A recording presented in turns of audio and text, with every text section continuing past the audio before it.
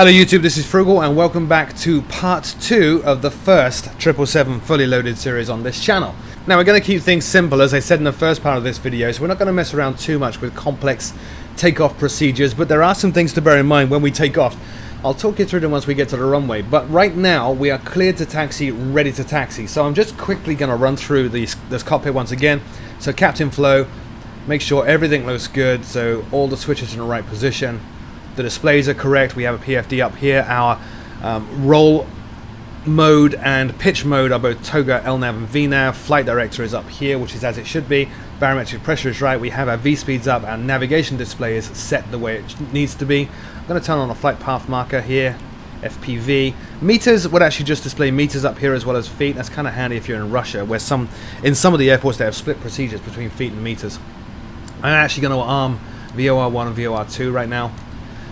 Auto throttle is armed, LNAV and VNAV are armed, autopilot is off, our speed is set at 149, our heading is 314, initial altitude of 5,000, we're all good there. Auto brake is set to RTO, our before takeoff checklist is ready to go. It needs us to set the flaps once we get to the runway. We're not going to worry about that right now. Everything is good. So in taxiing, the synoptic that I want to display down here is actually my gear. So I'm going to go and click on gear.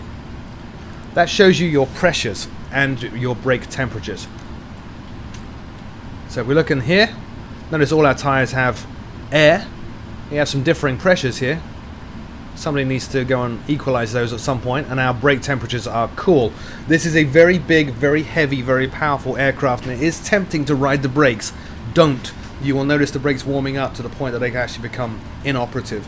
Incidentally, on the external view, you actually see the brakes turn red, start glowing from the heat if you use them a little bit too aggressively.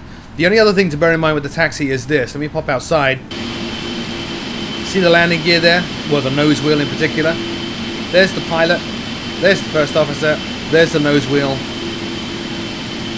A good 6 to 10 feet maybe, or 6 feet I guess, behind where you sit. A little bit like an MD-11. So you're going to be turning a little bit late if you wish to stay on the center line. Now the pushback has actually put us not on the center line. It isn't quite a GSX pushback. You do need to guess that pushback distance. As I showed you in the first part, I guessed it a little bit wrong. Our center line is right here. Doesn't matter, we will get back on that. Now before we go and start taxiing, let's look at the EFB on the other computer. We are going to runway 31 left. We are here. Runway 31 left is here. So if we zoom in, we're going to follow Kilo and then turn left on Alpha, then take that all the way up to the end of runway 31 left, where we will run through our before takeoff checklist and get this aircraft ready to take to the air. So brakes off. Get my view recentered. I'm not using track IR, so forgive me if the views get a little bit jerky. Gently increase the power. You don't need a lot. Notice that? PMDG have overcome the ground friction effect with this. So just like the real aircraft, you need tiny amount of power to start moving. The engines are huge.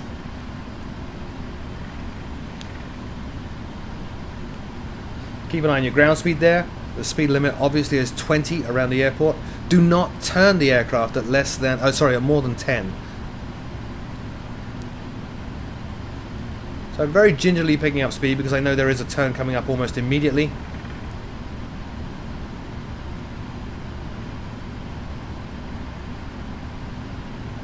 In fact, what I could do at this point, I think I will. I'm going to overlay the EFB so you can see where we are. There you go, like magic. The magic of YouTube, the EFB is now overlaid. Yeah, if I was very cool, I could actually overlay the EFB down there. Wouldn't that be neat?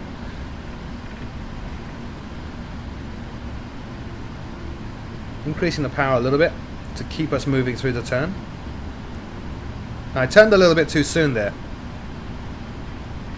I forgot my own advice. Do as I say, not as I do.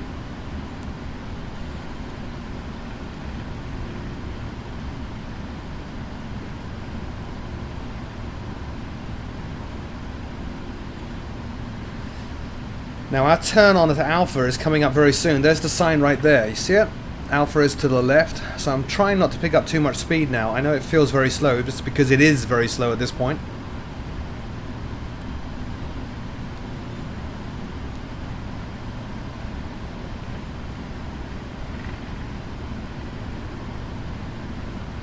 Okay, once again, waiting for that line to pass behind me.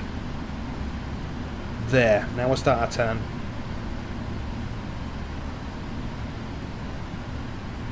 Nice. And this is Alpha on our left.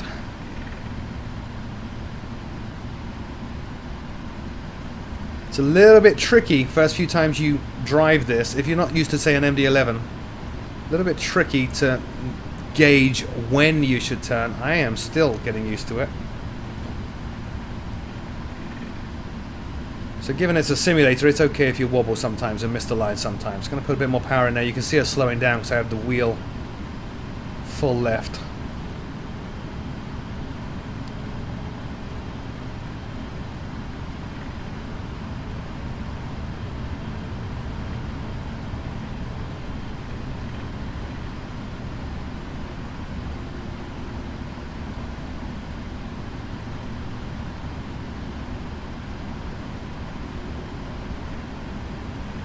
Alright, so while we're taxiing, let's check out brakes and optics. Good, everything's looking good there. Speed's coming up, so backing right off the throttle now to idle. Power levers, I should say, not off throttle.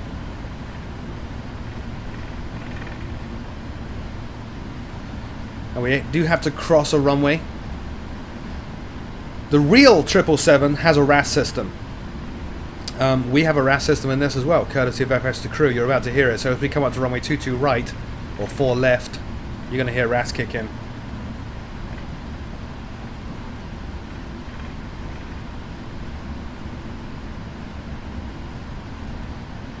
Approaching 04 left. So if we were online at this point, we would check. We'd also get permission to cross this runway. We're not online. A bit more power. Let's cross runway 04 left.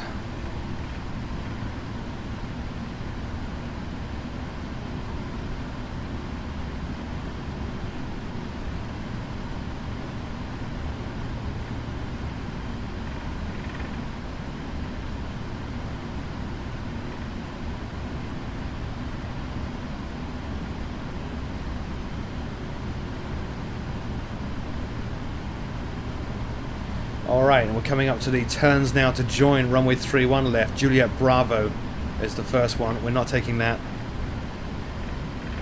We are probably going to take Juliet Alpha. We're not a heavily loaded 777. We don't need a lot of room.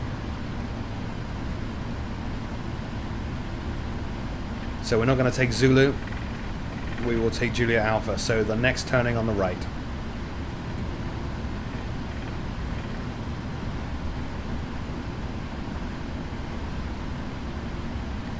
So power reduced to idle now. My speed is starting to slow. I'm not going to ride the brakes. So 12 knots now. 11 knots now. Let me turn my view a little bit here. 10 knots. You will need to add power in the turn. Here we go.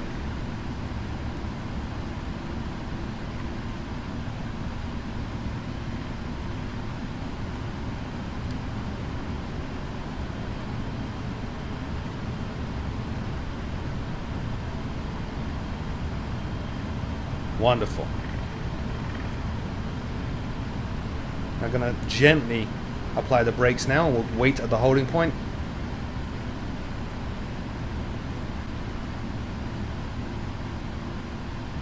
Check our synoptic.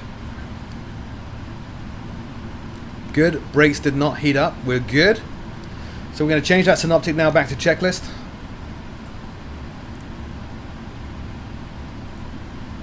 So we're on before takeoff checklist, so flaps need to be set. And you can see down here, it's actually telling us the flap number because we set that into our CDU over here. Flaps 5, you can see it matches up to that. So flaps 5 is 2 notches. So that would be 1. And this would be 5.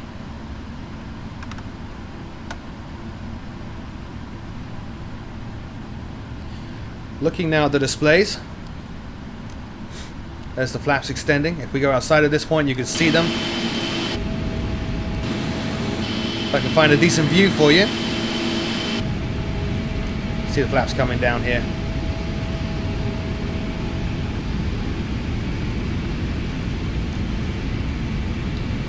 Okay. Let's go ahead and do the lights. Normally we'll do this after lineup, but I'm going to do it now because I want to talk you through some stuff as well. So, landing lights on, strobes on. If you want to at this point, turn logo and wing lights on. Good to go. No smoking and seatbelt signs to auto. Alright, so here we are lined up on the runway at KJFK, ready to go. Now I cut the video there and I've put this in because I've actually re-recorded this. There is a problem with this aircraft. Now a lot of you have got it. You'll find that if you're flying it lightly loaded, so short haul or less on the fuel load and the passenger load and cargo load, that the aircraft will actually break the 250 knot speed limit under 10,000 feet. The reason for that is it actually takes quite a while for those big engines to spool up, and then quite a while for them to bring them back, the auto throttle to bring them back down again. So you'll find LNAV and VNAV takeoffs, like you would do in the NGX, you will break the 250 knot speed limit. There are a number of ways we can tackle that, but let me explain why I spliced this in. I initially did break that in the first recording of this video, and then I thought rather than explain it away to you, I should explain how to beat it. So I did another takeoff and showed one of the methods of beating it that I think I mentioned earlier on in this video actually, and spliced that in as well. I kind of didn't like how that all worked out, and I had a couple of other beta testers look at it as well, and I decided I would just re-record the takeoff and show you one pretty good way of beating it. Now I've not tried this before, so if I still break the speed limit, so be it. Hopefully we don't. There are two ways of beating it. Well, there's actually more than two ways. One of the ways would be to use the speed dial here. The problem with this, if you're flying VNAV, once you hit acceleration height, the speed here will reset to 250. So you need to be quick, and once you hit that acceleration height, get over here and change the speed down. You could combine that with VS, although having spoken to experts, that is not the recommended way of managing your initial takeoff climb. VS is usually used for small changes, like you're asked to climb or descend 1,000 feet. You'd use VS for that. Another option would be to just turn auto throttle off and manually fly it. That's not good. Another option would be to turn VNAV off and use set speeds and do it that way. That's one of the things that I recorded actually, and it works, but it's a little bit icky, especially on this departure, which is the JFK-1 or Canarsie departure. A better way is to use the FMC. So you have your takeoff ref page here. If you go to the next page on takeoff ref, you will see here acceleration height and thrust reduction or climb power height. Normally they're 1500. I've set them to 1000 to give us a bit more time to manage everything if it all goes wrong. The next thing you can do is click on over to VNAV, and you'll see here speed restriction under 10,000 feet. So speed restriction and transition. You can put in another one, which we're going to do. So 230 up to 5,000. Now we have another speed restriction. We're telling the FMC we do not want to exceed 230 under 5,000 feet. It will still exceed 230, but more importantly, it won't exceed 250, which is the legal limit. That's it. That's what we're going to do. So LNAV and VNAV takeoff, just like in the NGX, with another speed restriction in there. Hopefully that will manage us the way we want. Let's just check everything is still set up. So lights are all on. Yes, strobes are on. Taxi lights, we'll turn those off shortly.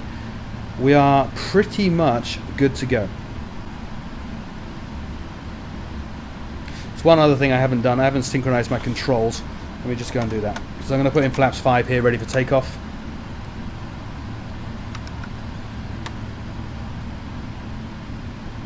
Now there is another issue many of you are already finding. I've seen this on the forums and on YouTube and on Facebook, is that you'll advance the throttles and then do the toga thing, and you can't figure out, I couldn't figure it out either actually, when to advance the throttles to maximum, when to leave them minimum. So what I typically do for the takeoff now is I'll advance the throttles to about 55% or 7 o'clock. Once they are there, I will hit the toga button. You can do it by this click spot. It's better to bind a key on your controls. I have a key on my controls set up. Hit toga, auto throttle will advance the throttles, and then follow it. So as auto throttle advances the throttles, you follow it up to that green arrow, which is the limit. So with all that said and done, let's try this very interesting departure. We're all good. Okay, so advancing the power. Let's stabilize at 55%. We will start rolling as quite normal. There we go. Watching for those engines to stabilize now. There they are, hitting toga. I'm going to follow the line all the way up with my own throttles.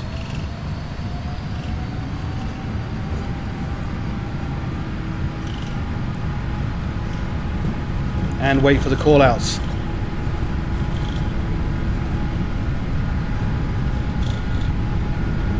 Now keep a close eye on your speeds and your flap reduction speeds. They come up on you very fast. Alright, positive rate, gear up. Here comes the flaps 5 reduction speed now.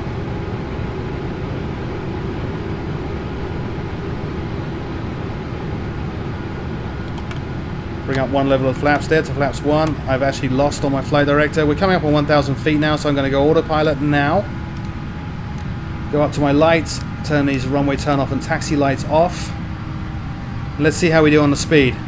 Let's bring all the flaps up now. I was a little too soon on the flap reduction there. I'm not going to re-record it just for that. Notice the throttles have come back, or power has come back nicely now.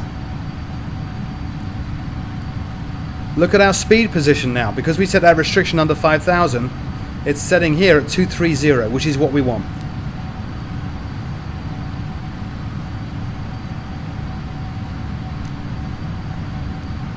Autopilot actually did not do a very good job of following the Canarsie departure. Should be on that magenta line, but we'll let that go as well. I'm more interested in getting you the right takeoff procedure than anything else at this point. So let's quickly bring up the checklists.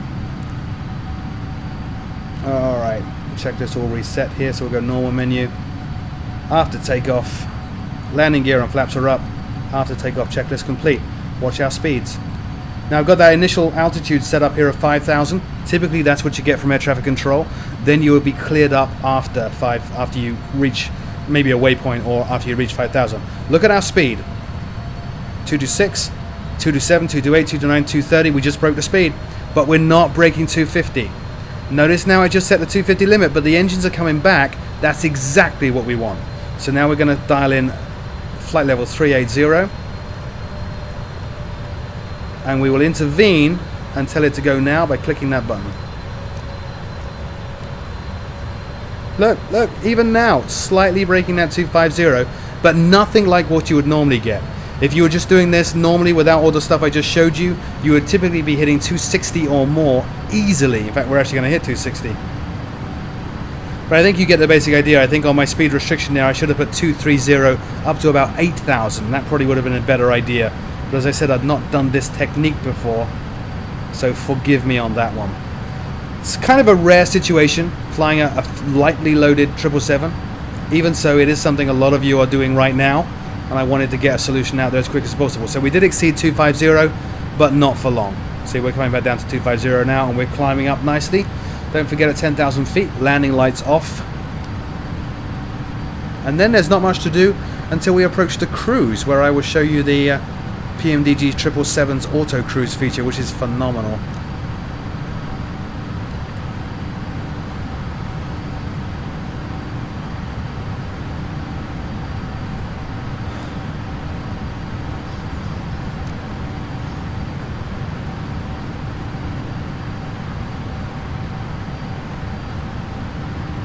And there's our 10,000, so landing lights off. We can pop outside for a look, and I will see you in the cruise.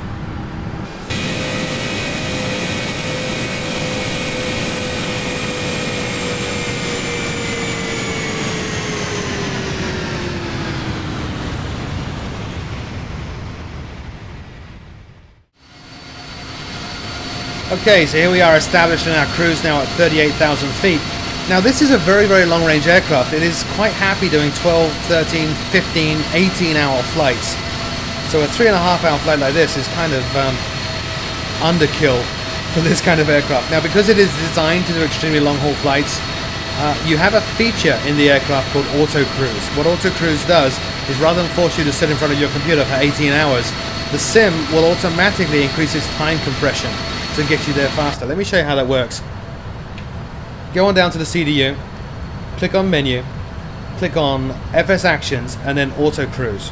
You can see you can set the compression rate, so I'm going to go all the way up to 16 times. And what will happen is when I turn this on, the PMDG 777 will automatically increase time compression in FSX up to 16 times. Now it will slow that down, so it will drop down to 8 or 4 or 2 times based on a number of conditions such as turbulence, such as bad weather, and also such as turns. So as you come up to complex maneuvers in your flight plan, it will actually drop you out of time compression to make sure the aircraft does those maneuvers correctly and you don't end up off course or off track. It's pretty useful. You do need to remember to turn it off when you get into descent, otherwise things can get out of control very quickly when you're descending, which is why you also have a thing here called pause at top of descent, so you can turn that on as well. When you reach top of descent, this sim will automatically pause. We're not going to mess with that. We will turn time compression on and show you how that works. So that's on now. Need to be looking top right of the screen. 2 times and it dropped us out. It's having a problem with the weather, so we've got 40 knot wind on the nose right now. So the aircraft's going to make sure it's comfy and it's stabilized, then it will try again.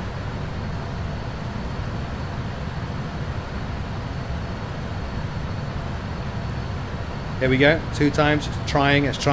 And it'll do that the first time you turn it on. It kind of keeps on trying and dropping out, and then it'll just go whoosh and put you all the way up to 16 times. It's actually pretty cool. It's a feature that I never thought I would use, but I love it. I love it. Not something you can use with a virtual airline, of course. Most virtual airlines would frown on you using time compression. But if you're flying on your own and just want to try routes you've never done before, like London, Singapore, then it's invaluable.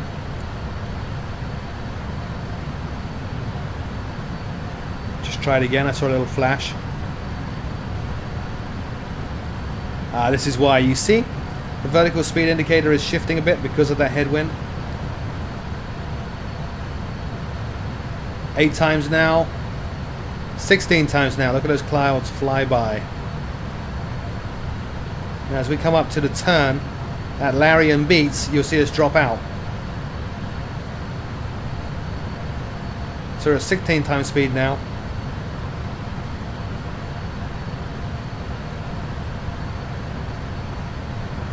Here comes the turn.